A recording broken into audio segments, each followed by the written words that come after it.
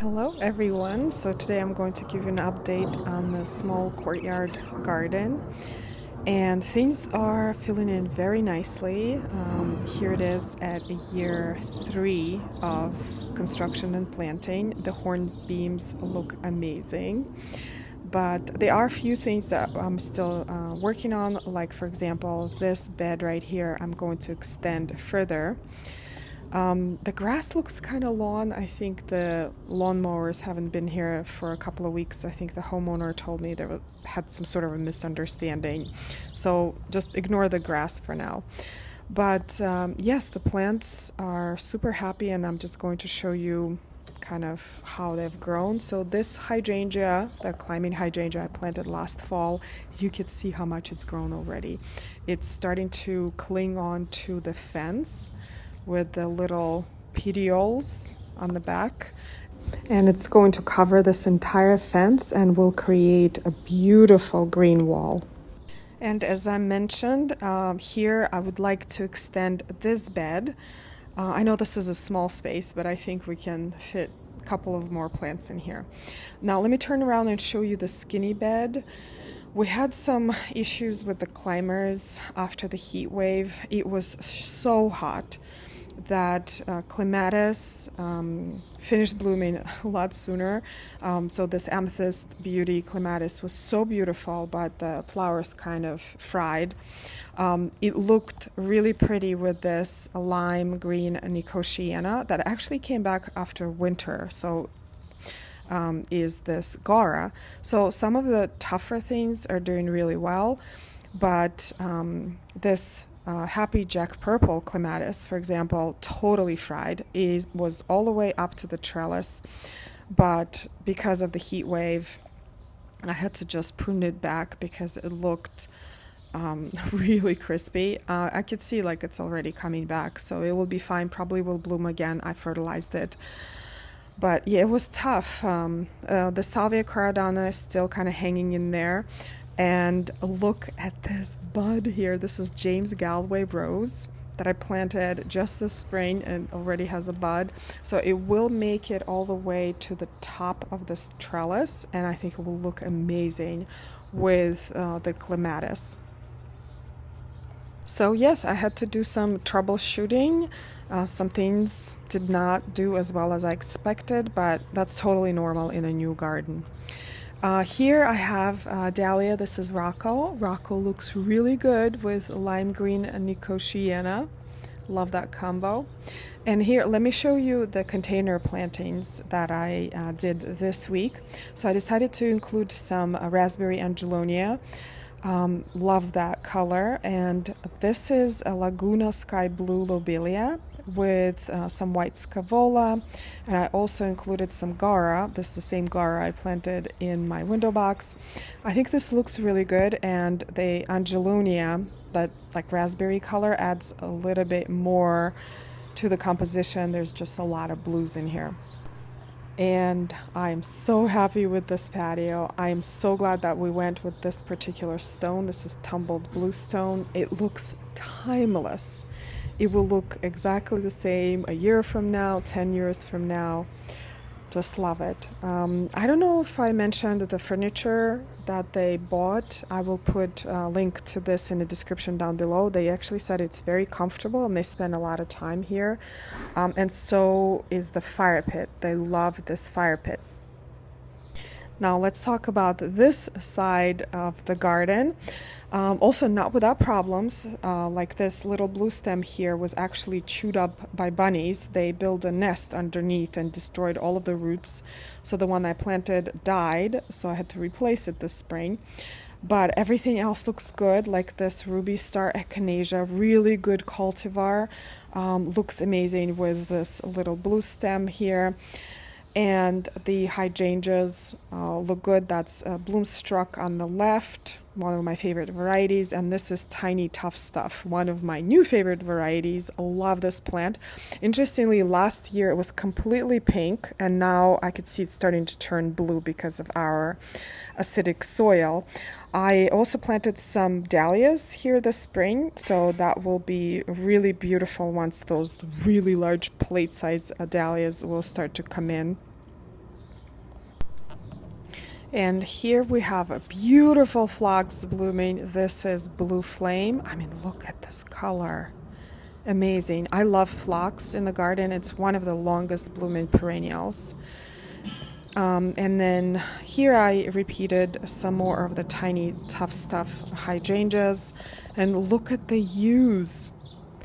They're already starting to reach out to the top of the fence. Look at that. I'm so happy. And for more evergreen interest, I planted some native hollies, which are, this variety is called gem box. They don't get as leggy as the straight species, and I love those glossy leaves. The nacella or Mexican feathergrass came back from the winter. I was a little worried, but they didn't skip a beat, and they look really good with the Angelonia that I repeated from the container planting. Let me climb back here and show you another beautiful phlox. This one is called Blue Paradise. I have no idea why. It looks totally purple to me, but beautiful nonetheless.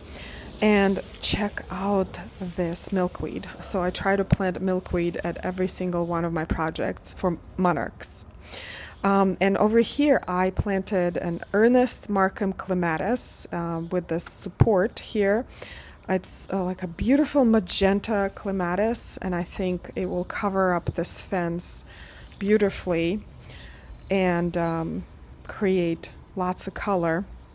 Let me pan around here just to show you another view of this garden from this angle here. Again, beautiful furniture. And I actually did show you the lights, the cafe lights that they installed, so it looks really nice in the evening, really welcoming. Let me turn around back this way, and I'm trying not to make you too dizzy, but I wanted to show you this Agastache Blue Fortune that had gotten so tall, so I'm actually going to replant it behind this Let's Dance hydrangea. That is absolute perfection. I mean, look at this flower.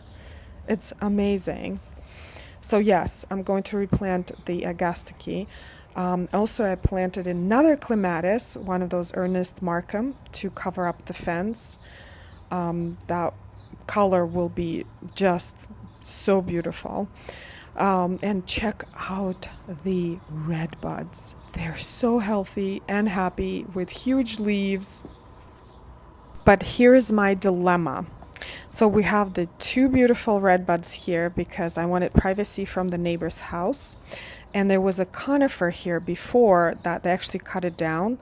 And I was thinking of planting another red bud, but I kind of like this openness. If you look at it from this angle, you kind of feel like you need to cover up the house with a third red bud. But if you move here, I kind of like that. So you guys, let me know in the comments below if you think we need a third one. And here, let me show you the little shade garden. Also not without problems. The resident dog really likes to chew on the Hakinakloa, so it's chewed up, and the bunnies really like to chew on the hostas. So what I'm thinking about doing is spraying with some plant skid that will actually deter both of them. What they don't like is this geranium. This is big root geranium. And they also don't touch the ferns. This is Christmas fern. And I don't know if you guys remember when I was planting these dicentra into the front pots. So I replanted them here and they look really good and also rabbit resistant. In the back, there's another fern. This is Autumn Brilliance, also rabbit resistant. And the puppy doesn't like this either. But I think overall it is looking really good. Everything is filling in nicely. It's nice and fresh, and the garden looks a lot bigger than it was when we started. Let me show you this side here. I planted Andromeda last fall to cover up the air conditioning. So that is filling in nicely, and also two degroot arborvitaes that are really happy. They're actually covering up radon pipe and also the gutter. I planted some salvias, which are supposed to be annuals, but they came back. And also wanted to show you this grass. This is Chameleon, a little blue stem. What a beauty! And sorry about the noise, you guys. I didn't realize that the radon pipe makes so much noise. Anyway, here I have some phenomenal lavender that's blooming, and also irises that were existing. I just replanted some. And we are waiting for a trellis to cover up the solar equipment. I actually already planted the clematis. It just needs some support.